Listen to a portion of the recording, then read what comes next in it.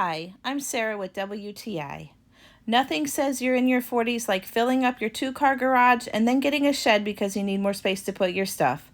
But I gotta tell you, if you're in that predicament, this shed from WACASA is gonna blow your socks off. Not only is it aesthetically pleasing to look at with the shiny metal dark gray and light gray, but it's also durable, highly functional, leak-proof, and fairly easy to put together. The thing that made me choose this shed over the other sheds on the market is that I loved the clear roof panels that let in a ton of sunshine. I was able to choose where I wanted the clear roof panels to go and also the windows. This kit comes with everything that you need, including 2 pairs of work gloves and all of the hardware. It came in 3 different boxes and everything was nicely packaged with no noticeable defects. My husband and I are not professionals and we've never built a shed before, but with the detailed instructions and after making a level foundation, we had this together in less than a day.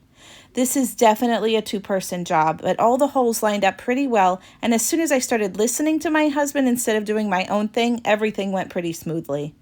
Personally, I like the way that this looks in my side yard. I love the frame around the windows, and I feel that the company went above and beyond to make it look good.